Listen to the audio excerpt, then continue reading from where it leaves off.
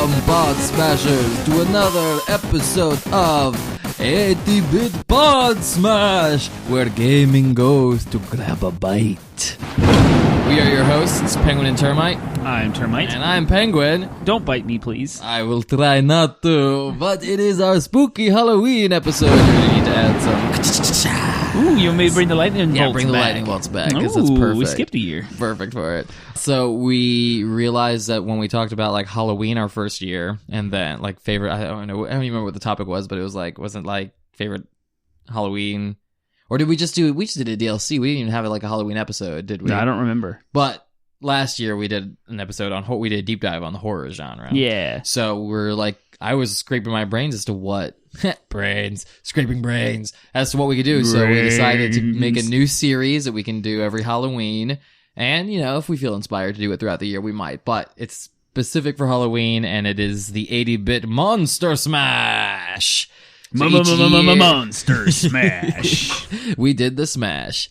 We did the Monster Smash. The Monster Smash. I forgot about that song. Yeah. That's what I was going for. I was going for the Monster Mash. And I was just thinking of trucks. So this year for our Monster Smash, we're going to be talking about vampire games. And hence the bite. Each year we'll pick like a different monster. So maybe we'll do zombies, werewolves, aliens, ghosts. Please don't do zombies. We're not going to do zombies, guys. There's so much material. No, it's just too much. We do deep dive. Too much. We do deep dive on first person shooters, but you don't want to do zombie games. There's more zombie things out there than first person shooters. That's probably true. So yeah, we'll so if there's a monster you'd like us to hit on, then then let us know and we'll hit it up. But we'll get to where you can hit us up later. So yes, we'll be talking about vampires tonight, but first, before we get into any of all of that, we are where gaming goes to grab a beer, not just a bite. And we are also a weekly video game podcast centered around bringing topics that you care about with video games. Yeah, like vampires. Vampires are great topics. Everyone wants to talk about vampires on Halloween. But yeah, so we also drink beer. And so what are we drinking tonight, Termite? You got this. We are drinking Spencer Devon, which is a brewery in Fredericksburg. Their Sneed's Squash Harvest Ale. And I don't really know what it is. I just know that they have taken squash from Sneed's Farm, which is a local farm, and they made beer with it, and they sell it in Fredericksburg. So we're getting local farms, local brewery, and it's amazing. It tastes like a local beer. It's malty, and it's good for fall. It's kind of like along the spectrum. You don't get the squash, though. Was I supposed to get squash? Hold on, let me get another sip. I definitely taste some kind of, but it almost tastes fruity. But I couldn't like pin it down. Yeah, it doesn't taste like squash. Right. Maybe it's because when I have squash, it's like I always like toss it in olive oil and salt and pepper, so it's always very savory and salty. So I mean, it still tastes like squash, but it's always more of that savory flavor than this is more sweet to me. So it is more sweet. Yeah, I agree. But it is good. It's good, yeah. It is kind of like nice to have something out of like a growler instead of out of a can or a bottle. Yeah, it's kind of fun. Yeah. Speaking of which, I was there, and the idea of Sneed's. Remember Sneed's Farm? It's going to come up in my favorite things. But I went there to get some work done on my way home from work, because I work away from town, so I was traveling back home, and I was like, I'm gonna dip into this brewery. They have Wi-Fi. I'll get my work done. I'll have a beer. So I jumped in, and their crowler machine was broken. Now, a crowler is what breweries are doing these days, where they grab a giant 32-ounce can and they fill it with a beer that you want, and they seal it, and they hand it to you. You pay for it. Yeah, like it was and it's like a disposable growler, but it's half the size. So they didn't have any. Their machine was broken. They said that the guy was training and he put too much force in it and like broke the machine.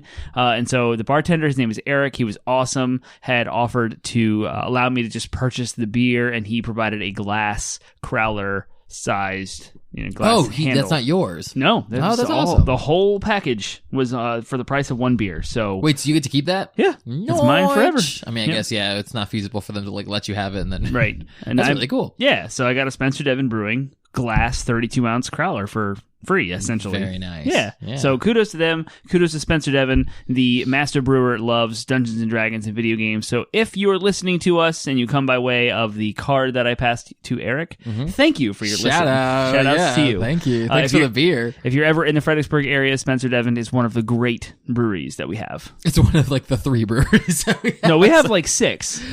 Strange Ways, Red Dragon, Spencer Devon, Maltese. High Mark. 6 Bears and a Goat, 1786. I haven't had 2 of those Yeah, I know. that you There's a said. bunch everywhere. Yeah. But Spencer Devin and... Is Six Bears going to go here, or is it in Stafford? It's in Stafford, but it's still in the Fredericksburg area. Stafford. It has a Fredericksburg mailing address. All right, fair enough. Cool. Well, usually after we talk about the beer that we're drinking, we talk about like news, updates, things going on. Yes. What you all probably want to hear about is we did a bonus episode on the Blizzard controversy. Lots of things going on. There was plenty of updates since we recorded that episode, because we dropped that episode like 2 days after the actual ruling was dropped. So Blizzard has since responded, and they have since dug themselves further into the ground. We are actually going to actively refrain from commenting and going into much detail tonight, because in a week from when you listen to this will be BlizzCon. And we expect that there's going to be some more updates after BlizzCon. So we're going to wait. So it might actually be a few episodes so you hear any updates from us in regards to it. But if there's enough crap that goes down next weekend, or not, which is the thing worth talking about in and of itself. It is in and of itself, exactly. So we will probably, I'm not making promises, but we will probably end up doing another bonus level episode for just after BlizzCon. So we'll try to cover everything that's happened since we recorded the first bonus level on Blizzard. So interesting. I mean, it's all, having had a few days from it myself and having sort of sat in this boycott for a few days, when I remove my emotions from it and just view it, analytically, like, it's really interesting to see how everything ties together, and it's really interesting to see what might happen as a result of this controversy. I've been both proud and ashamed of the gaming community over the last up and down, proud and ashamed. But it's cool to see people band together and actually like work for change. So yeah, that's cool stuff. Lots of things are happening, and I think it's moving the conversation forward in a healthy way, but nothing has gotten better yet. No. But things always darkest before the dawn. Is that how it goes? Sure. It's just this, and we'll probably talk about this in our end of the year episode. Since we'll be closing a decade. Huge 2019. Well, not just this. I just mean like what I'm about to talk about, which is just this last decade has really been just mired in controversy that I feel like wasn't there in the aughts. Yeah. I feel like there's been more controversies in the gaming industry this last 10 years than we've seen in a long time. So it'll be interesting to see how we go into the next decade, or when we come back and review the next decade in 2030, and we're like, I really hope things have gotten better at that point. So I really hope that some of the things that gamers... So you mean in 2030 when we sell out Madison Square Garden for a live show? Oh, definitely. Of Podsmash. No, I thought you were like, are we selling out? We're not going to sell. We will sell it. No, I meant we will sell every seat. Oh yeah, absolutely. And we're going to look back on to the 2020s and say, I wonder how. I hope that a lot of the conversations that the gaming community are having now, a lot of the things that they're pushing for, I really hope they result in change in 10 years. Yeah, so, I think it will. I'm pretty optimistic, as cool. you know, Termite usually is. Yes. I will say that, where I am now, I'm two things for myself internally. If I do then bring my feelings back into it, I've been a little kind of depressed, not like in a I'm super depressed way. That hasn't in any way. So in the context of video gaming. Just in the context of video gaming, I have not really played any games. Well, you finished Borderlands 3. I've been playing Borderlands 3. I've been doing another playthrough with my friend Justin. So that's the only game I've really been actually dedicating time to. When I'm not playing with him, when he's at work, because he works nights, I've been just like watching anime and stuff. I've just been kind of like sullen. So I've been trying to get into Destiny. I downloaded Until Dawn because I'm like, I do want to play a scary game before Halloween. And hopefully I can get through it. So I started it? I haven't started it, but I have downloaded. It's like sitting there ready because I had deleted it at one point. So I'm like trying to get back into the flow of things, but I've really just been kind of like, I don't want a game because games make me sad right now. Thinking about games makes me sad. I'm also worried, as I expressed to you before we started, I'm worried for myself that I want to believe I'm the kind of person that will stay strong and be like, yeah, I'm done with Blizzard, but 1 year, 2 years down the road. Good job censoring yourself. You can't see this, folks, because this is an audio podcast, but you almost went down a different choice of language. I don't. So good job. I don't even. This is a family-friendly podcast, so thank you. I don't even remember what I was just about to say, so I don't even remember what I just said. So it can't. It's gone. I've said it, so it's gone. You were talking about you staying strong to the Blizzard boycott. That's where you left off. Okay. Well, yes, I hope that I can continue to do so, but I know myself, and I know that in 2 years, 3 years, I'll be like, man, Diablo 4 really did look good. And what was I mad about Blizzard for again? You know what I mean? Like, if they can go under the radar, hopefully they just keep digging themselves in deeper and deeper and keep bringing their atrocities up to, like, to the forefront of my mind so I don't have to. Or they do the better side of that, and that's actually address the issue and fix something and change a policy or reinstate something or, do something to make this right so that we can guilt-free go buy Diablo 4 and willingly go get Warcraft 3 Reforged. What I think is more likely going to happen, or what I do kind of hope this happens, but also I hope you're right. I hope they would at least, like, try to work for it. But, like, at this point, I'm like, I bet you what's going to happen is, like, China's going to back off, and things may even be better for the people of Hong Kong. You know what I mean? Like, there may even be resolution in regards to that in 3 years. But if Blizzard just, like, stays quiet about it, then, again, if things are okay in Hong Kong at the time... And that's an aspect of the conversation that we have. Now we're talking about it. I know. I'm sorry. I was the one who started this. An aspect of that conversation is maybe Blizzard is trying to hold out for Hong Kong to resolve the protests, for China and Hong Kong to figure out what's going to happen so that China's not offended anymore. Yeah. And then Blizzard doesn't need to act. And then Blizzard can come after out. this. Yeah, exactly. Yeah, then they don't need to. Yeah, that's very possible. And that's what I'm worried about. But I'm like, but they've shown their true colors. You know what I mean? Yeah. Me in, end of 2019, October 2019, I'm sitting here like, well, they've shown their true colors. Like, forget them. But I think I see how I censored myself previously. Yeah. Yeah, forget them. Like, I don't want anything to do with them. But again, in 3 years, maybe I'll be like, I've even forgotten why I was mad at them in the first place, especially if things resolve in China. So, I'm sorry, I did not mean to take us that further down. Fine. But those are some things that we don't, we may not cover by the time we... It's Halloween. And you mentioned playing a scary video game, Until Dawn, which brings up a very good conversation. I'm going to ask you a question. Okay, go for it. I'm struggling to find the time to really finish Borderlands 3. Okay. I'm playing it in half-hour to an hour increments. All right, and you want to platinum it. I do. So it's going to take a while. Yeah. Do I shelve that game to get Resident Evil 2 started prior to Halloween? Yeah. Or do I keep pushing? Because I'm a kind of gamer that once I leave a game, I don't really go back immediately. It takes a while. Yeah. Like I'm getting my Ghiblies in a bit trying to figure out how to play Red Dead Redemption 2 again because it came out this time last year and I'm feeling nostalgic and the PC version was announced. It's coming out. I'm like, this game is so good. And so I will eventually go back to it, but that's why I don't sell or trade in games because I always want to go back to the game. It's sitting on my shelf, but the only thing that would keep me from installing it is installing it. It's just like I have mine installed. Mine's installed as patch update. I have the game. I own it. There's no barrier of entry. I can just start it. The only thing that's stopping me is I haven't finished Borderlands 3 yet. Yeah. And you haven't started Resident Evil 2, so 2 games that you actually haven't played. Yeah, as opposed to one you have. Yeah. What do I do? I think you are motivated enough to get the platinum on Borderlands 3, especially considering how relatively easy it is, that I don't think coming back to it will be a problem for you. Ooh, I will also say I have zero intention of getting the platinum in Resident Evil 2. It's impossible. It's crazy hard. You have to do these S ranks and stuff. Go do the it's nuts. Yeah. Because I looked at it too and I was like, nope. Yeah. Go just, the week before maybe get as far as you can until this week when this episode drops, and then for the next 4 or 5 days before Halloween, go start Resident Evil and get into it because it's way more fun. It's way more scary when you haven't started to recognize the patterns and stuff like that. And when you have because when you start that game, A, they limit your ammo so much that's a terrifying part of the game, and B, it's still kind of scary. Don't get me wrong, it's still scary near the end, but it's that, the first, I would say the first, 10 hours of the game are the scariest, just because, all right. So wait until closer to Halloween and go ahead and start it. Just go ahead and start it. And then finish it if you want, get as far as you want, and then finish Borderlands. I'll even help you finish Borderlands, whatever, Well, it's not a matter of I need help, it's just I need more time. Yeah. Understand. Yeah. Yep. Cool. I still want to talk about it with you, though, so there's things I can't spoil. I'm all I've done was get to Pandora at the end. I guess I'm in the end of the game. I've returned to Pandora, but I've done side quests. That's it. That's all I've done. Yeah, there's a lot of side quests in Pandora. Yeah, everywhere. Cool. All right. Well, we can probably move on to our next segment of the show, which is doing this podcast is our favorite thing. Doing this podcast is our favorite thing. So glad you picked up that vibe because I was going to do it whether or not you did. Maybe I do another lightning strike in there.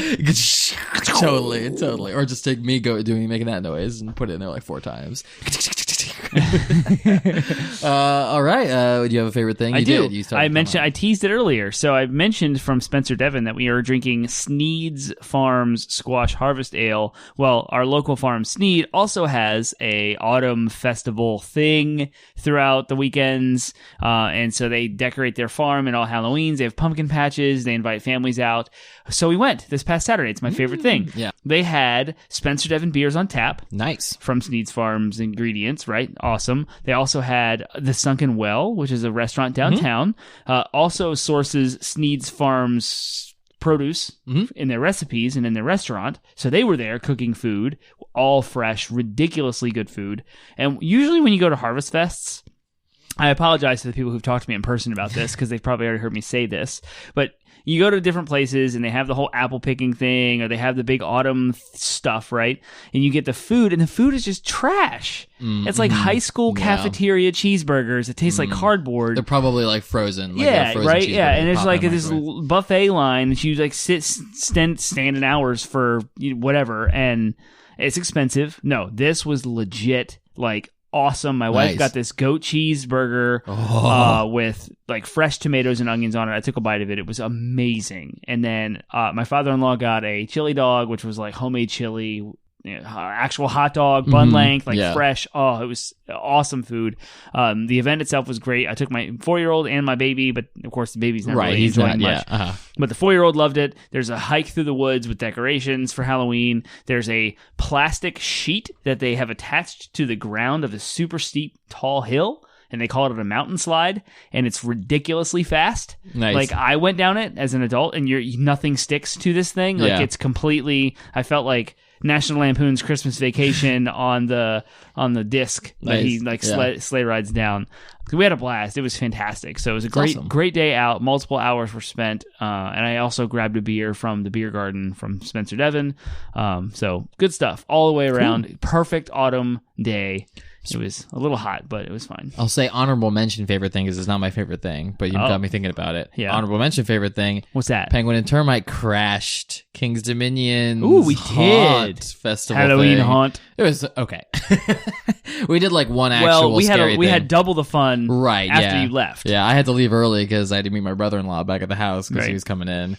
But the you guys then ended up riding like 3 rides and after you left, I left in like 45 minutes because I left at 11 and the thing closes at 12. Yeah, the event runs from 7 to midnight, and you left at 11:30, right? Was it No, I think it was closer to 11. It was closer to 11? Okay. Yeah. In that 4-hour stretch, we did 2 things. Yeah. Oh, yeah. Right? Yeah. You did 2 things. Right. We did. Like, we waited 2 hours in line for like a haunted trolley thing. Yep. Which is okay. Yeah. And then we waited 2 more hours in line for the Twisted Timbers roller coaster, which was awesome. Yeah, that ride's awesome. Yeah. And then you had to book it. And then I had to book it. Yeah. So after that, T-Bone and we rode another ride. And then we followed it up by 2 other scary mazes, which each had the 2-hour lines prior to that. But the crowds dissipated. At 11:30, the place was empty. And so on the way out, we're like trying to get to the car. It's like time to go. It's like getting close to midnight. The park's going to close. And there's no line for this. You just walk on right now. Yeah, I'm like, tomorrow night, I'm just going to like go at like 10:30. You can. Yes, you're right here. I know. I can just pop down there and like go do it. I highly recommend it. It was fun walking through the park. I mean, honestly, I had more fun walking through the park than I did in that haunted ride. Yeah. The park was just like the atmosphere and everything was really cool. Anyways, it was. Not my favorite thing, but I'll be quick with my favorite thing. Be. My favorite thing is right now my son is kind of going through he's all about dad phase. Aww. Which I don't know what's typical for an 8-month-old, but right now, like, I will leave the room and he'll start crying and I'll come back and he'll stop. Or like other family members, not other than my wife, other family members like my parents and my sisters will like hold him and he'll start crying and I'll be like, no, give him to me. And then he'll calm down. And I'm like, yes, it's such a good feeling. I'm like, yes, I can actually parent this thing. Yay. Yay for nice. dad. Yeah. So that's my favorite thing is my relationship currently with my son, even though he's going through a bit of like a separation anxiety phase in general. And so he's just kind of crying whenever anyone leaves the room. He's still kind of all about dad right now. And it's like, my self-esteem is like, through the roof. So it's all about you. It's all about you. Totally all about me. Everything's about me. So all right. That's favorite thing. So next is Those are lightning bolts. Downloadable content. Yeah, downloadable content. There you go. There we go. Yeah. This is a segment where we have a little mini fun discussion that's sort of sometimes related to our main topic, sometimes not, and it's just meant for fun. It's a conversation you wouldn't normally have about video games. Something on the side, a little extra. Sorry, I just craned my neck over. We're actually recording at Penguin's house. For the first time and last time in a long time. Mm-hmm. So I have my son is sleeping, so I thought I heard him, so I popped my head over and looked at the monitor. Is that what that was? Yeah. He's not awake, so for the record, if anyone cares. Anyways, my DLC for the day, since in honor of doing vampires and monsters and all that good stuff, I want you to pick a video game character. Go. Magus. Chrono Trigger. Vampire. What? I just gave you a character from Chrono Trigger. He's a vampire. His name is Magus. Pick another one because I don't want this to be a vampire.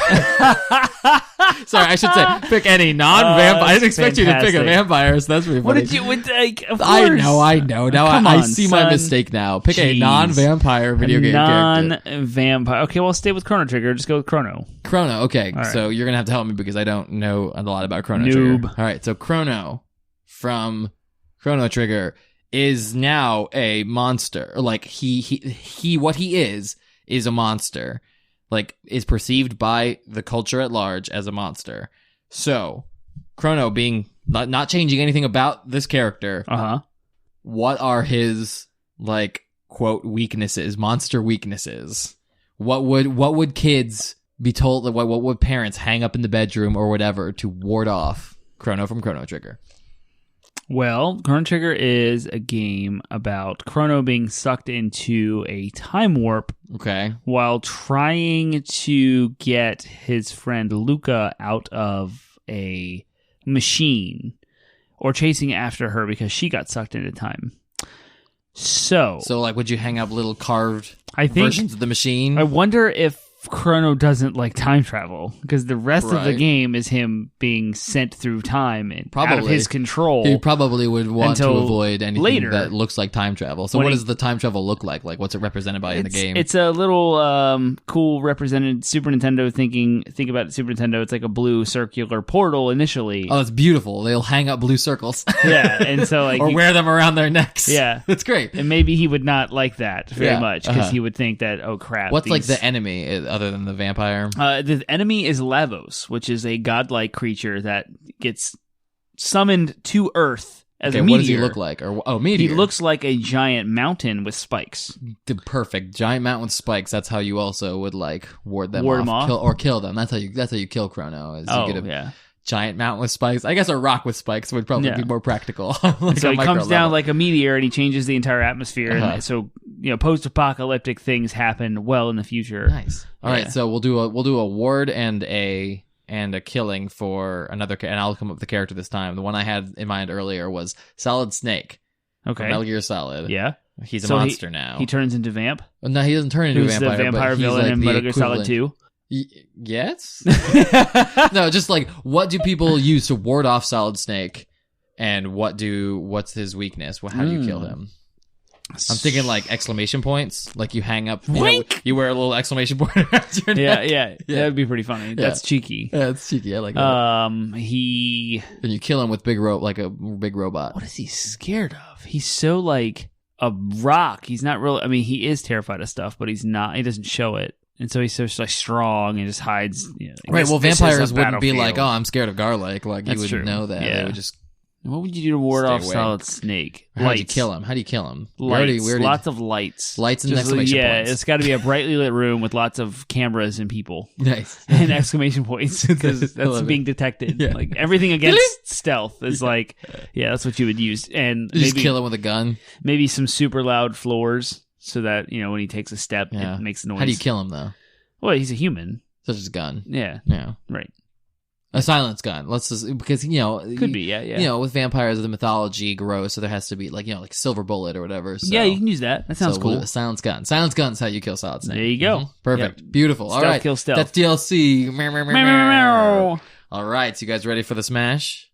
For the monster smash? The monster smash. Monster smash. It was a graveyard mash. Yeah. I don't know that song. Like, you don't know that? I mean, I know it exists. It's like an oldie. I know. It's probably in public domain. I Yeah. was almost I actually looked it up to see if it was in public domain because I was wondering if we could do it as our intro music. I don't think it is public domain, so I'm not going to sing it. Gotcha. All right. Don't want that copyright infringement. So we are talking about vampires today, and I will try to keep my Transylvanian accent to a minimum. Is that what you call that thing? Eastern Romania, whatever. Yeah, there you go. That's what it is. Cool. So we'll start with talking about vampires in general. So what are vampires? We'll talk about like history and some of the mythology and folklore surrounding them. We'll talk about their pop culture history because that's what video games are.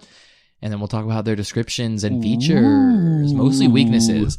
Anyways, we'll get there. So vampire. So what is a vampire? You could probably give me a definition of a vampire, or at least a decent one. Kind of undead being, but not really died first. So someone who's immortal, an immortal being that sucks blood to survive, and the blood usually has to be human. And they look like a human.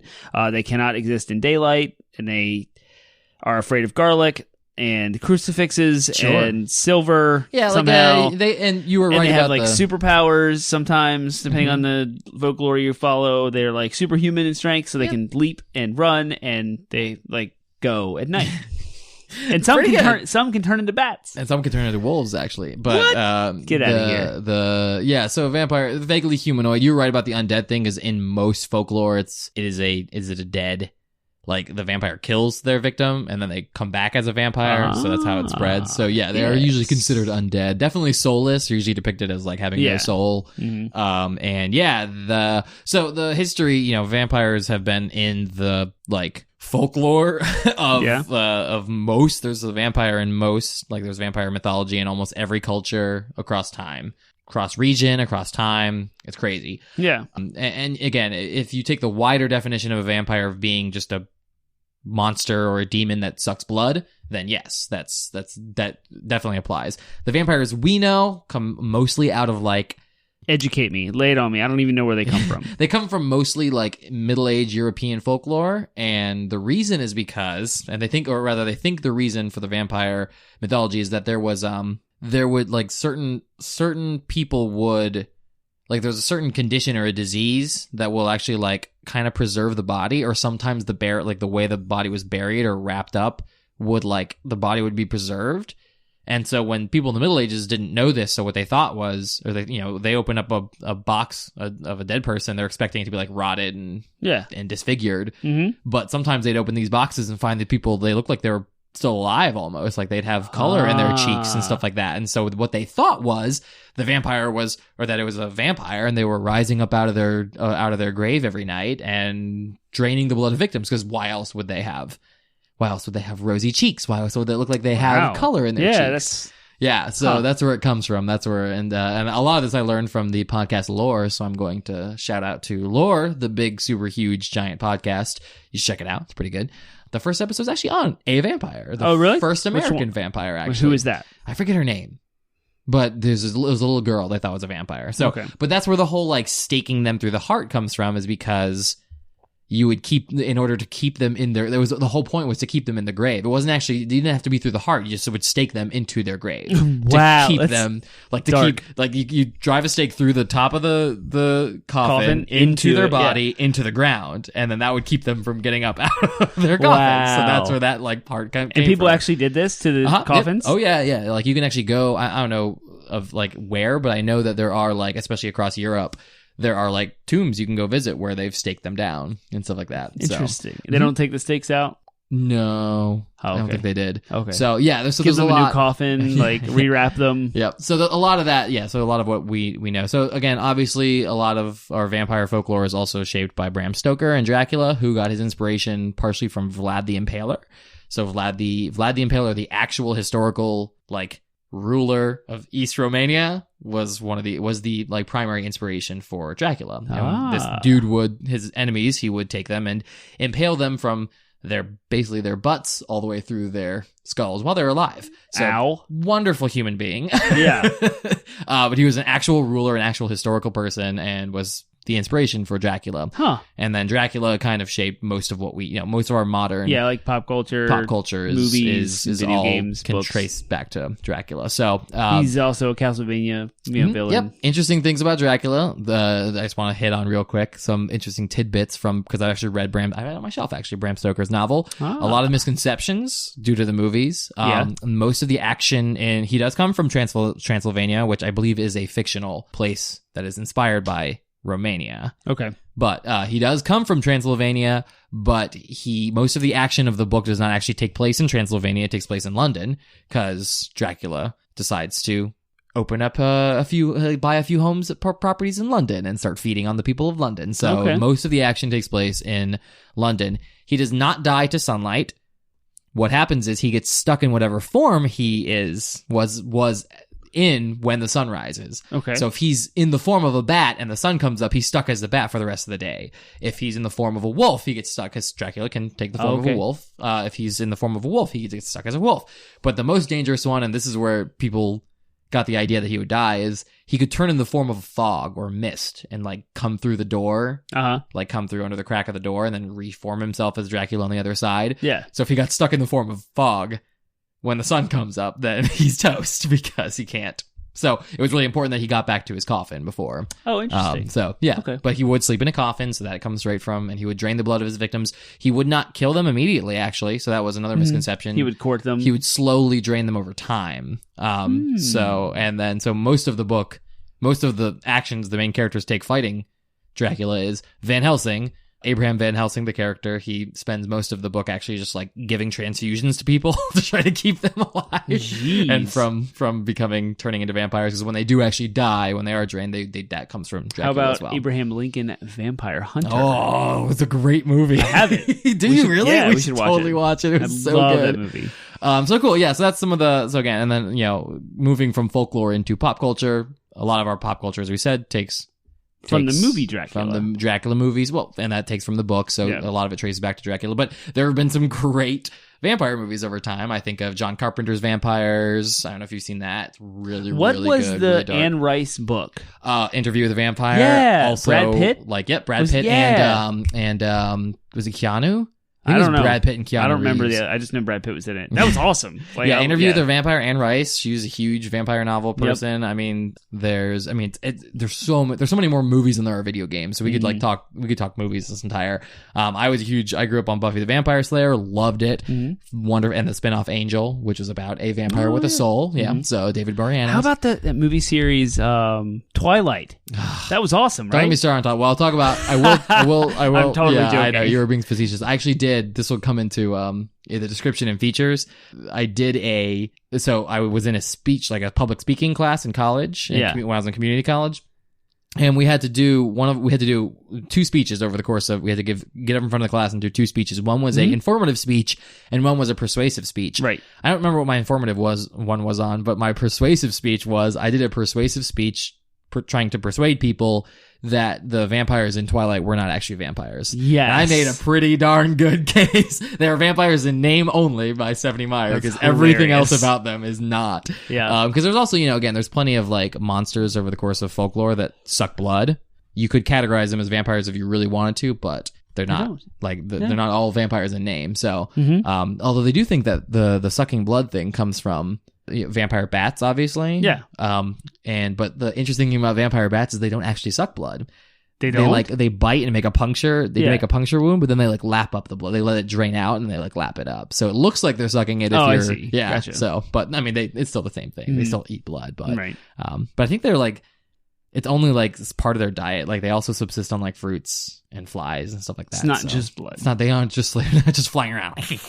But So anyways, so descriptions, things that are important about vampires. Vampires, yes, they drink blood. They can oftentimes transform. They are usually presented as undead. To become a vampire, usually you have to be, in some cases, you just have to be bitten by a vampire.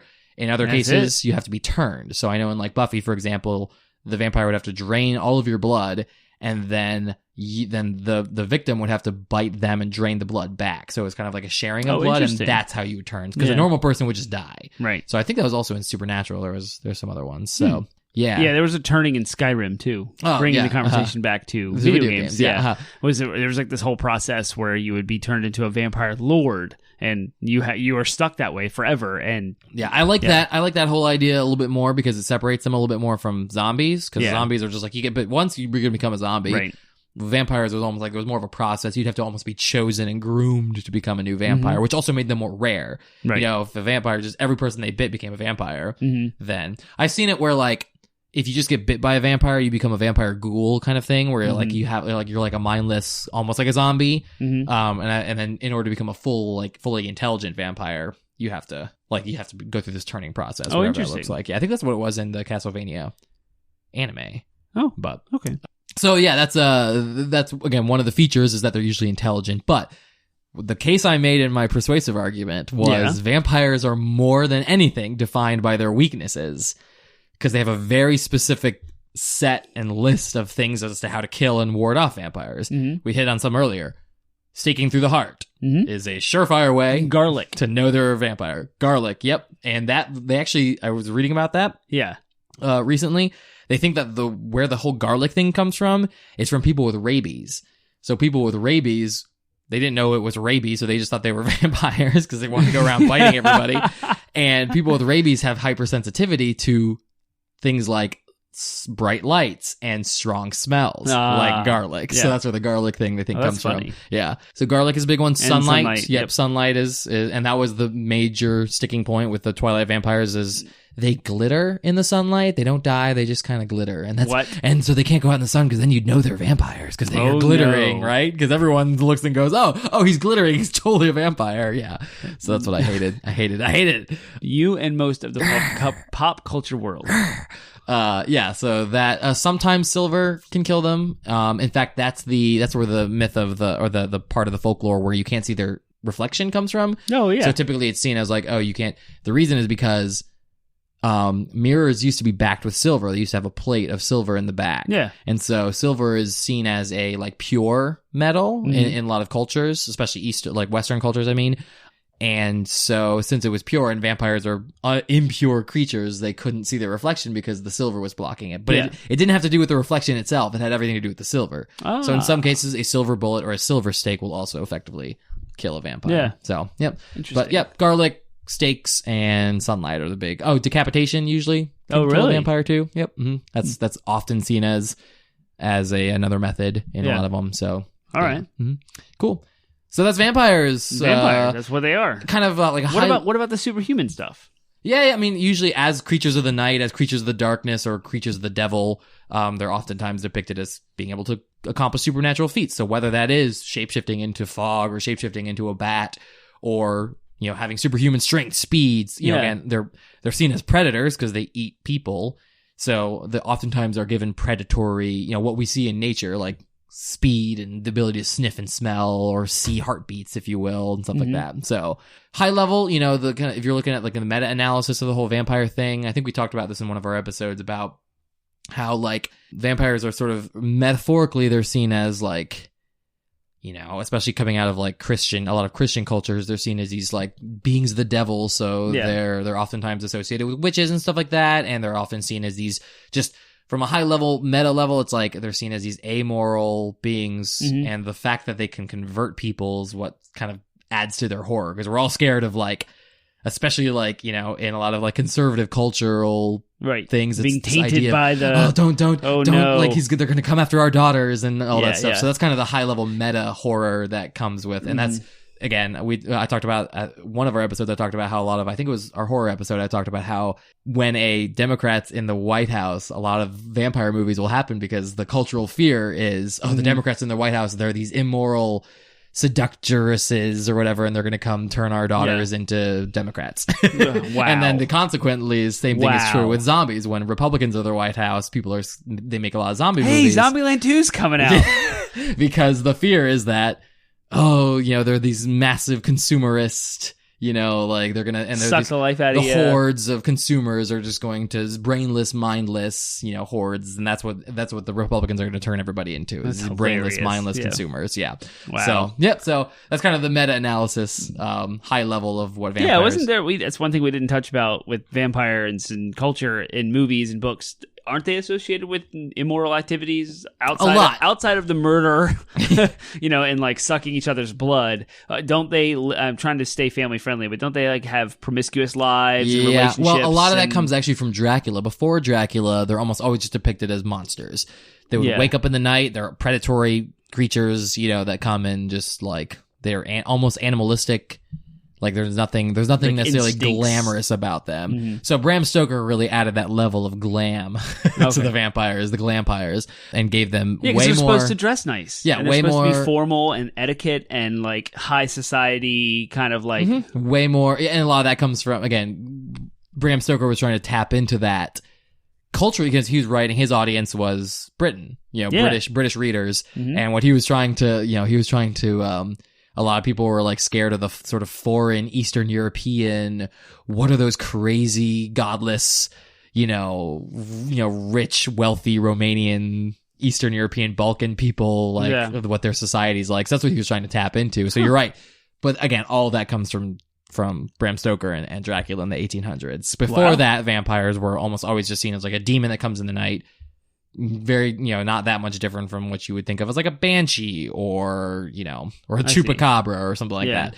So, but now, Dracula was so like overwhelmingly popular and influential to the genre that like, yes, now they're almost always in many cases depicted as very wealthy, again, because they're immortal. They never die, so they can just accumulate all this wealth. I think of like Underworld, one of my favorite vampire movies. Yeah. It's awesome. And the first one especially, and like the vampires there are depicted as like they've been around forever, so they just have like obscene wealth and they're just super wealthy, and live like this secret underground society where they like drink the blood of babies and stuff. You know what I mean? So crazy. So you're right. Yeah, there's sort of that fear. What's cemented in the vampire mythos is this sort of fear of rich people, quite frankly, wealthy, immoral people. Yeah, because that's what we suspect. In a lot of ways, that's sort of the cultural fear that is tapping into. Is we're scared that that's exactly what rich people are doing. Is they're doing these terrible, immoral things to one another and to innocent people, and they're getting away with it because they're rich and they're doing all their stuff in secret. Like that's a fear that people have. Yeah, just look at the whole like Pizzagate scandal and stuff like that. Yeah, scandal, quote unquote. And that's a genuine like cultural fear that we have. So the whole vampire mythology taps into that. So it's crazy. Okay, it's so deep. Cool. So let's talk about video games. 40 minutes into the podcast. Let's talk all about. Yes. So that's why we're here, right? What makes a game a vampire game to you? To me, what makes a game a vampire? Well, it could be named Vampire. That's true. With a Y instead of an I. Ooh, that's the most recent one. I haven't played it, though. It could be the main antagonist or the protagonist is a vampire. That's kind of playable vampires are, in my mind, dominate most of the actual video gaming landscape. But as opposed to like a zombie game, it's mostly just a game about killing zombies. Right. There's very few actual games. And in contrast to that, Final Fantasy VII has a vampire-like character, Vincent. Yeah. Yeah. And Chrono Trigger has Magus, who is an antagonist, but not the antagonist, kind of aside. Yeah. But he does join in your Skyrim, party. Like the main antagonists aren't necessarily vampires, but you can. Well, there was a whole DLC. Was there? Yeah. It's segmented into a DLC, gotcha, so I wouldn't consider Skyrim a vampire game either. So but Skyrim has like a good vampire role. Oh, it's amazing! Yeah, it's so good. Like that DLC is probably 15 hours long, and it's all about vampires, but it's a DLC. But it's a side story. Yeah, you have 200 hours of actual Skyrim, and a small like 15-hour. Sidestep. A little vampire game. A little minigame, vampire minigame. That's what doesn't make a vampire game, right? So what does make a vampire game is like Blood Rain or Legacy of Kain. Where you're playing the role play of a vampire, so the vampire stuff is built into the mechanics. Both of which I've never played. Have you ever played Blood Rain? I have not played Blood Rain. I have played, I've at least seen people play Legacy of Kain. I don't know if I've actually held the controller myself, but I've seen. I dabbled in the PS2 and Soul Reaver 2. So let's go ahead and move into. So this is we'll circle back to the second part of that question, but let's talk about what you think are the kind of quintessential vampire games. You've mentioned Blood Rain. Blood Rain. I was thinking about it today. I was like, Blood Rain was like the kind of game that Bayonetta was trying to make satire of, like trying to make fun of, like. Hyper-sexualized, like she was basically a vampire stripper, and like all of her moves were like you could just use people as stripper poles while you were like draining them. Really? I know. I've only ever seen gameplay. I don't think I've ever played it. It was one of those games where like if I had been caught playing it when it came out, I would have been like grounded. Right. So very, very mature game. I've wanted to circle back to them though, because I feel like they're very popular. They were. But they're like what? They kind of the ARPG or hack and slash. I just know I always equated them to like Devil May Cry. Devil May Cry, yeah. That's exactly what I would be an perceive. action, hack and slash. Legacy of Kain is same kind of thing. Legacy of Kain is written by Amy Hennig, who did Uncharted. Yeah. Phenomenal. Crystal Dynamics did the development. So did they really? Yes. So you think of like the modern Chrono Trigger, the modern Tomb Raider games. There's a Chrono Trigger on the brain. Burp. Words. Yeah. So Legacy of Kain is open world dungeon explorer. I think of Darksiders, but more serious. It's a little bit more like Zelda, like going through a dungeon, solving puzzles and stuff like that. Is that right? And then it has the third person like action. Well, combat wasn't there like a oriented spin-off of Legacy of Kain, Soul Reaver? Mm-hmm. Yeah, so there's Soul Reaver 1 and 2. And those like they take place in the same universe with a different character. So it ended up becoming a pretty big franchise. I'm sad there's not like a continuation of it. Yeah, there's no like new entries in it. And I haven't played any of them. Dark Souls did up a little bit with the combat, kind of like God of War, and maybe not so hard, but like, I totally could see the game. And what's fascinating is the character you play... IP? IP, yeah, that's what I'd be curious. Probably Crystal Dynamics, I assume. I'm not sure. Right. I'm just assuming. Okay. But in Soul Reaver, you're playing as the villain from Legacy of Kain. Oh, really? Yeah. I didn't know that. Yeah, so you actually switch roles. Oh, that's entirely. so cool. Yeah, it's awesome. And like, I want all of the original games from their original consoles, which is PlayStation 2, and Dreamcast is where they kind of lie. But yeah, I don't have any of them. I'm dying to get into them. Like, I would love if I just had some extra cash and time to like just go get them and My favorite thing about Legacy of Kain, though, from what I remember seeing, is like the different ways you could drain people were like, like now they were like, when I was a kid I was like, oh my gosh, it's so gritty and BA, that's so cool.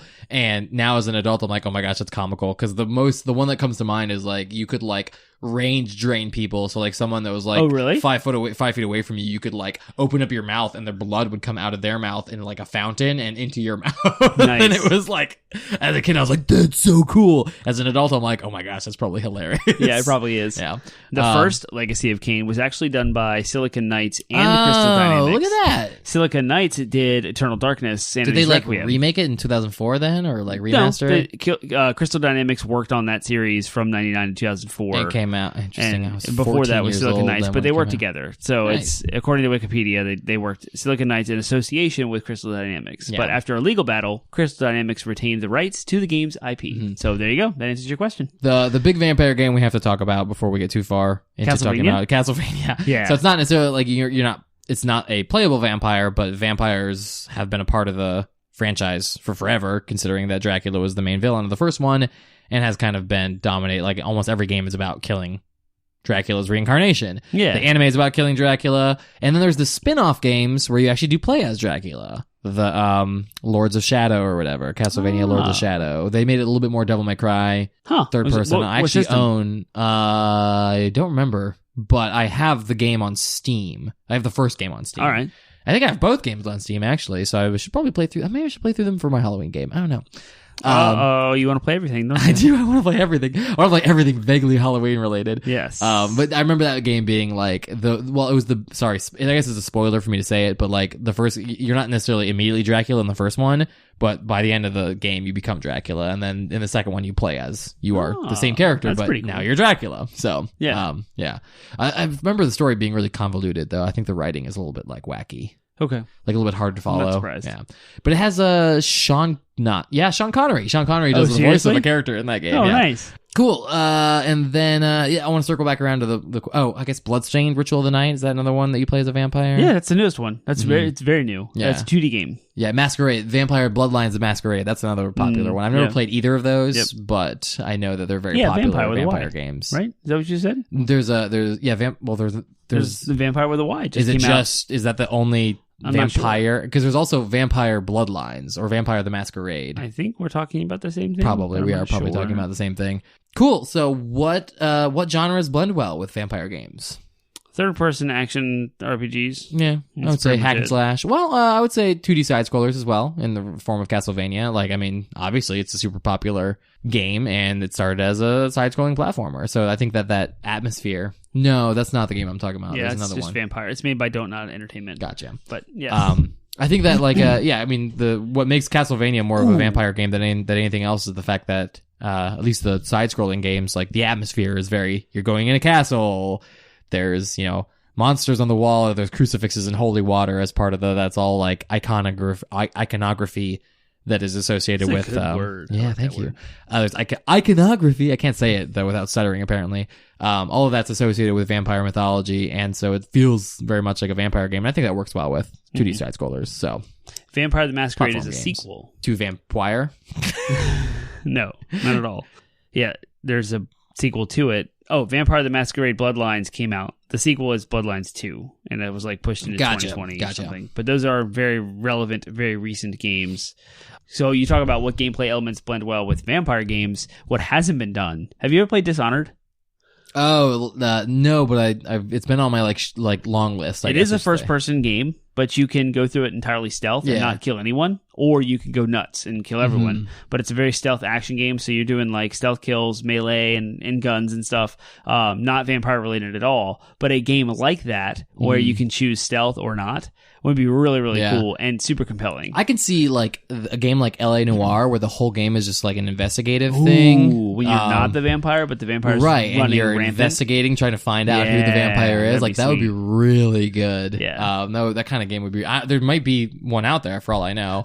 Sort of. Red Dead Redemption 2 has like the vampires like will attack people and you can see them hanging. 2? Oh, yeah. Yeah, you told me about them. It's based on Nosferatu. Yeah, and I never saw them at all through my entire playthrough. But you're like, in Saint Denis, there's I found the very first victim. Yeah, and I was like, what is this all about? And that kind of like I came across it. No, nowhere near like LA Noire, right? But, no, but I could see an entire game that's and not even like no guns, no action, just this entire like very intellectual, heady kind of game would be really cool. It'd be a lot of fun. It may exist out there. I don't know, but it's not anything that I've ever played. So yeah, side scrolling like Celeste kind of like action, jumping, platforming, swiping. Kazumi did that. Like that's a thing. So yeah. That'd be fun too. Yeah, so, there's a lot of genres that also like you could almost rephrase this question also as like what genres wouldn't work with it. Like I can't really see. I can see an FPS vampire game, but it would have to be like heavy action. So it wouldn't work as like an atmospheric type of game. Yeah. I don't know, man. BioShock. I mean, you take like and Dishonored is really close. If you just did BioShock Transylvania, yeah, right. Like okay, all right, I take it back. I think a first person shooter, but like racing games, sports games, fighting games. Can you say like a vampire? What'd you do? Wow, racing game. Yeah, a vampire racing game, or a vampire sports game where it's like football, but like stake, like try to stake each other. It'd be silly, and that would not work. No, too silly. Yeah, there's a lot of genres that wouldn't really work well with it, but yeah, I think a lot of the genres that we like, RPGs, open world exploration, I think a lot of that could, think about a game that was just very atmospheric. Think about like Skyrim or Breath of the Wild, where the entire thing is just this very atmospheric, dude, spooky. I would like to see like a walking simulator, like you were saying, like you don't need to have the guns, right? Make it a horror game, but like super horror, like Layers of Fear or PT. Yeah. We talk about those kinds of games that are just like walking simulators that people criticize them for because they don't have a whole like layer of depth of RPG mechanics and first person shooter stuff. But that would be super fun to play as a vampire. Have like the vision so you can see and hear like the increased senses and like play on that. Think if there was or if you're being hunted by a vampire. Yeah, we've gotten ahead of ourselves, so I'll just go ahead and ask this question. Yeah, like what do you want to see for like what kind of vampire games would you like to see in the future? So usually we'd say that for last, but you hit on one that I think would be awesome if the entire game was just like an entire open world, like you have like let's say London or like a city like London in the 1800s, and you're a vampire, and the entire objective of the game is to survive as long as possible, like a vampire survival game where you have to like kill people but not get caught. And you're being hunted by vampire hunters, and maybe there's other monsters around too, like werewolves or whatever, that your natural enemies, and you have to like avoid and survive. It would be amazing. So the entire point of the game is just a vampire survival game. I would play the heck out of that. Would you do that whole like the Binding of Isaac? What do they call there's a certain name for them. There's a category of games where the roguelikes where you come back, you die. And the whole point is you're gonna die. And there's a small thing that you can carry over from one life to the next that slightly increases your chances of not dying.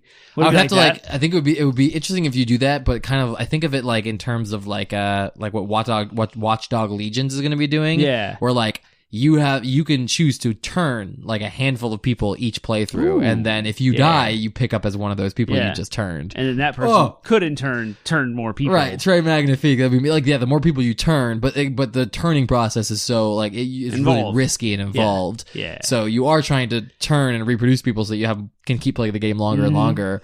But it gets riskier and riskier to do it more times. Oh my gosh! Like make that game right now. It'd be so fun. Cool. Awesome. So let's. So we're not going to end on that question now. But so let's talk about the next question I have is: do you think? This is an opinion. Do you think vampires work well in games? Oh, absolutely. Yeah. Of course. Like, I mean, we just talked about like special abilities or limitations, right? Weaknesses. As I had talked about before, they're superhuman. These have to be the questions that people in video game design storyboard rooms are like, okay, what is this antagonist's strengths? What is his weaknesses? What are his powers? What can the player do to exploit them? And they just all that like that's vampire. Like, totally. I almost like with as you hit on earlier, with as many like zombie games as there are out there.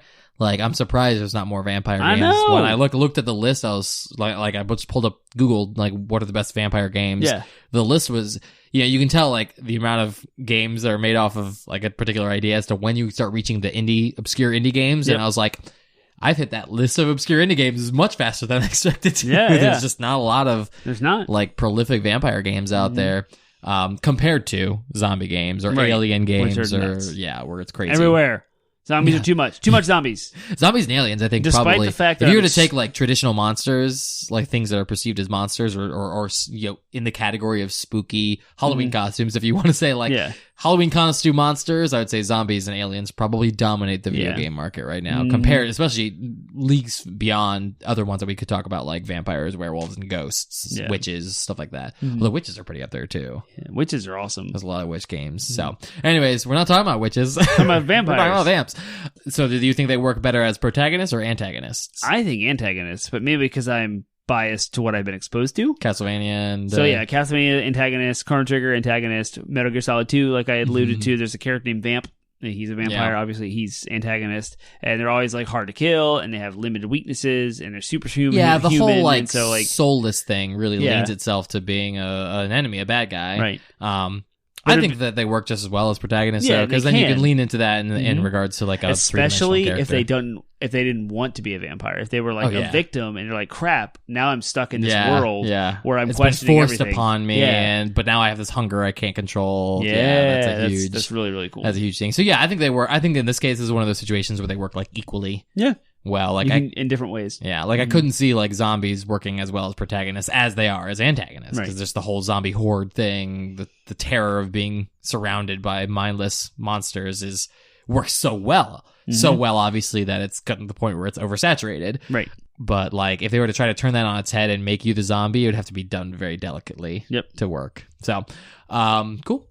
What we'll end on this question then. What do you think are some of the pitfalls, downsides of vampire games that may have contributed to the fact that there aren't that many of them? This part I don't really know, because the same thing can be applied. What I'm going to say, the critique, can be applied to a million different things. Yeah, and that is they could be overpowered. They could be too hard to kill because they have so many strengths and so little limitations. But that's not an excuse. So I kind of throw that out there as like a half-baked answer.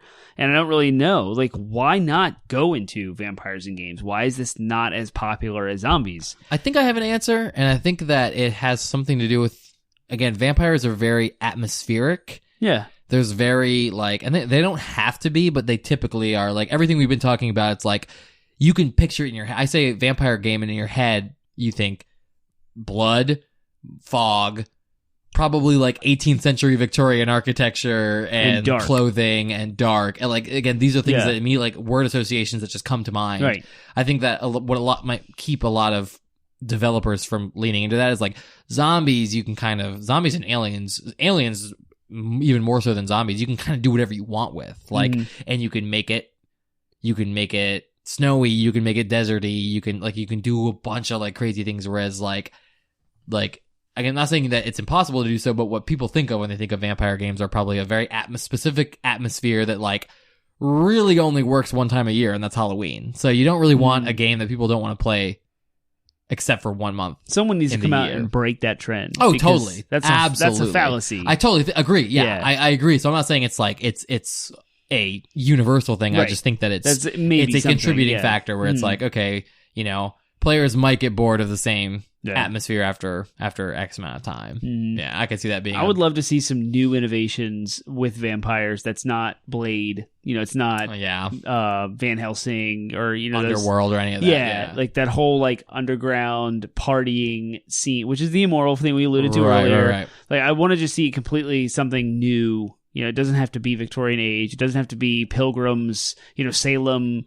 Like all the witch hunts, like that whole era. It doesn't need to be that stuff. Like let's find out what it looks like to be a zombie in 2019. Maybe Vampire does that. The one with the Y, the video game. Vampire with a Y. I think it's set. You said modern. zombie, but you meant vampire, right? Really? Yeah, you said what's it like to be a zombie in 2019? I was like, probably much like it is. Hey, no, what's it like to be? See, and zombies are everywhere. It's so annoying. You can't escape it. You can't even escape it in your own conversation. But yeah, like what's it like to have a modern vampire story? And I think Twilight tried to do it. I'll give them that. Yeah. I'll give them the credit. Right, and that's something that's a danger. Like if you remove too much of that quote atmospheric thing, or too much of that defining characteristics, like the stakes and the sunlight and all that stuff, you remove too much of that stuff, you risk getting accused of, well, they're not vampires. You know what I mean? There's some other kind of vampiric blood-sucking creature, but they're not vampires because you've removed too much of what we associate with vampires. Yeah. I can see that being a danger, but I agree. Like, they should be pushing that boundary. They should.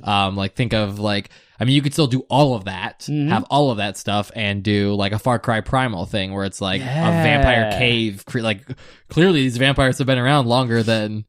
So what would like a prehistoric vampire look like? Yeah, that'd be cool. That would be a fun game, or a game where you're fighting those things. So it'd be pretty cool. So I totally can see we divorce the Victorian Dracula atmosphere and do some interesting. It's cool to have it, but you don't need it. No, or even like a fantasy world with vampires. You made me just want to scour eBay for all of the I know. I want to Blood Rain. I want to play the Legacy. I feel like right now, you just said where I was talking about like maybe I pick up Castlevania. I'm like, and I'm like, man, I kind of want to play. I want to play the Legacy of Kain games. I want to check out like Vampire the Masquerade or Bloodstained Ritual of the Night. You know what I mean? Yeah. Like, what are these games that people love and rave about that are vampire games? Because I've got the bug right now. I got the vamp bug. So cool. Anything else you wanted to add or talk about with vampires? No, I do like vampires. They're not my favorite monster. I find people fall into one of two categories. The vampire. You're either a vampire guy or a werewolf guy. Oh, I'm totally a vampire guy. Oh, really? I'm a werewolf guy. Yeah, that's great. Good. That works. How about that? A vampire and a werewolf working together. Hey, I like werewolves because I don't know, something about turning into a humanoid wolf monster sounds pretty awesome. They also got that like Hulk vibe where like I'm trying to contain the beast within, but I'm a good guy. I'm a good guy on the inside, but I'm just trying to hold back this rage monster. I like that. Rage and instinct, no control. I don't like it. Yeah, I love it. Whereas vampires almost always calculated. They almost always, again, their soul. The whole idea of like I've just completely given into this thing and now I've made it my identity. I hate that. That's typically what vampire. I mean, again, sometimes you deal with that like Angel, the show, where he wrestles with his. He's got a soul, so he wrestles with his hunger. And so it can be done, but I always find it way more compelling when it's a werewolf, personally. I also played Worgen in World of Warcraft, but we can't talk about World of Warcraft anymore. Nope. We can't. We're contractually obligated to not talk anymore. No. That's it. We're done. No more of that crap. Yeah. All right. So we want to hear what your thoughts are. What do you like? First of all, do you like vampires or do you don't? Have you played vampire games? Do you like vampire games? Do you think vampires work well in games? We want to hear from you. We want to hear your thoughts. So Termite, where can the good people of the internet find us? The most active and relevant place you can find us and interact with us is probably on our Discord server. Right. We've been hopping on Discord. So if you want to hear more about the Blizzard stuff, if you listen to our bonus episode, or if you listen to this and we're like, what's going on with Blizzard?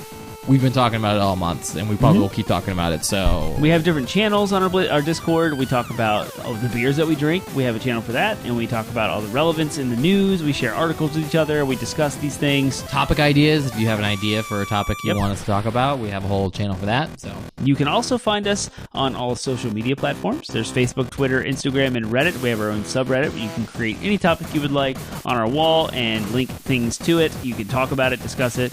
If you are interested in our podcast and you want to hear us more, you can go to 80bitpodsmash.com where there are links to Google Play, iTunes, Spotify, Stitcher, iHeartRadio, etc., or any other podcast service you need. If we're not on a platform you want us to be, let us know and we'll put ourselves there. Boom. So go and listen to us and interact with us. Give us your feedbacks.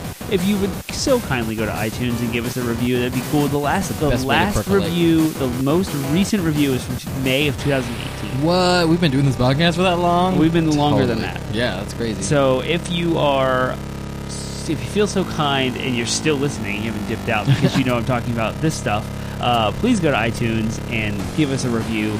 Let us know how you think of our show. And speaking of Discord, it just got pumped. So there it is. So please go check us out and give us a review on any podcast service. Do it, yeah. Give us a review on. So this is technically a new series because we can do...